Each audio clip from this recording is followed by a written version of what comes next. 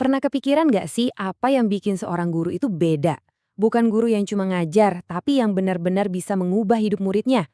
Jawabannya ternyata bukan cuma soal jago materi, tapi ada sesuatu yang lebih dalam.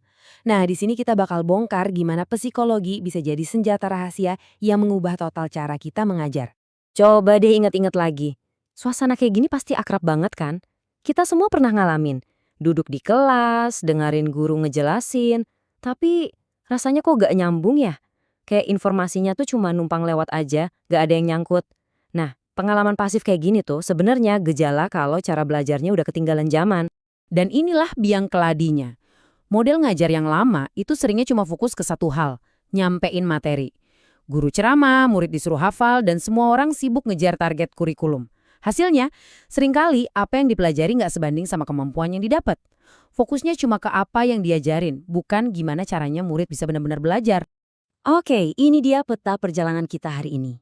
Kita mulai dari ngelihat cara ngajar yang lama, terus kita bongkar senjata rahasia guru-guru hebat. Kita juga bakal ngintip ke dalam pikiran siswa.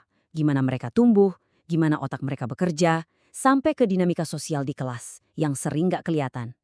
Terakhir, kita bakal satuin semua kepingan puzzle ini. Yuk, langsung kita mulai. Jadi, apa sih senjata rahasianya? Jawabannya, psikologi. Eits, jangan keburu pusing dulu. Ini bukan soal teori yang jelimet kok. Anggap aja psikologi ini kayak kotak perkakas buat para guru. Isinya penuh sama alat-alat praktis buat ngebangun pengalaman belajar yang luar biasa buat tiap murid. Terus, psikologi itu sebenarnya apa? Gampangnya gini, psikologi itu ilmu tentang jiwa. Tapi bukan jiwa yang mistis ya. Ini lebih ke kekuatan dari dalam diri kita yang ngendaliin pikiran, perasaan, dan tingkah laku. Jadi, dengan ngerti psikologi, seorang guru itu sebenarnya lagi berusaha buat membaca dunia batin murid-muridnya. Nah, disinilah kerennya. Teori langsung ketemu praktek. Dengan bekal psikologi, guru itu nggak lagi main tebak-tebakan. Mereka bisa nentuin tujuan yang pas, bener-bener kenal sama muridnya, milih metode yang paling efektif, sampai bikin penilaian yang ngukur kemampuan asli, bukan cuma hafalan. Ini bener-bener mengubah cara kerja seorang guru dari A sampai Z. Oke, alat pertama yang kita ambil dari kotak perkakas kita, psikologi perkembangan. Ini semacam kacamata khusus yang bikin kita ngelihat murid bukan sebagai gelas kosong yang sama semua, tapi sebagai individu yang terus tumbuh dan berubah, baik fisik maupun mentalnya. Coba deh lihat ini. Cara belajar anak umur 7 tahun yang dunianya masih seputar main dan nyoba-nyoba, itu jelas beda banget sama remaja umur 14 tahun yang udah mulai mikirin soal jati diri dan hal-hal abstrak. Jelas banget kan kalau pendekatan ngajar yang satu untuk semua itu ya gak bakal efektif. Oke, tadi kita udah bahas siapa yang kita ajar. Sekarang kita naik level. Mari kita bedah gimana cara mereka belajar. Ini alat kedua kita, psikologi belajar. Tujuannya adalah membongkar kotak hitam alias misteri di dalam otak kita waktu lagi menyerap informasi baru. Sebelum masuk ke teori-teori yang gede, ada resep dasarnya dulu nih.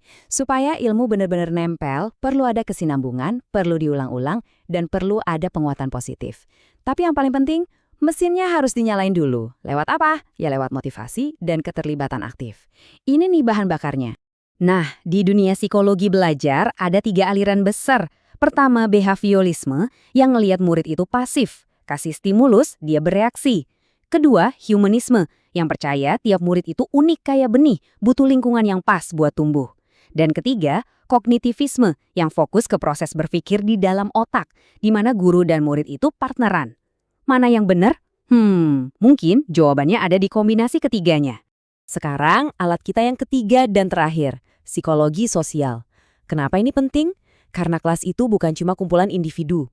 Kelas itu sebuah ekosistem sosial yang hidup, yang punya kekuatan-kekuatan tak terlihat yang bisa nentuin berhasil atau enggaknya proses belajar. Dan salah satu kekuatan tak terlihat yang paling dahsyat, kesan pertama. Cara seorang guru masuk di hari pertama, sikapnya, semangatnya, aturan main yang dia bawa, itu bisa nentuin cuaca di kelas itu selama 1 semester penuh. Ini bukan soal jadi guru favorit ya, tapi soal ngebangun fondasi rasa percaya. Kalau rasa percaya udah ada, mesin berikutnya yang harus dinyalain itu motivasi. Dan catat ini baik-baik, motivasi itu bukan bakat, tapi sesuatu yang bisa dibangun. Mesin ini punya 3 bahan bakar utama. Minat dari si murid, tingkat kesulitan tugasnya, dan harapan mereka buat berhasil. Tugas guru jadi mekanik yang handal buat nyetel ketiga komponen ini.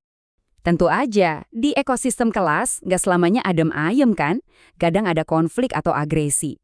Nah, psikologi sosial ini bantu kita buat membaca situasi. Apakah perilaku agresif itu niatnya buat nyakitin? Atau jangan-jangan itu cara dia buat negakin aturan? Atau cuma bela diri?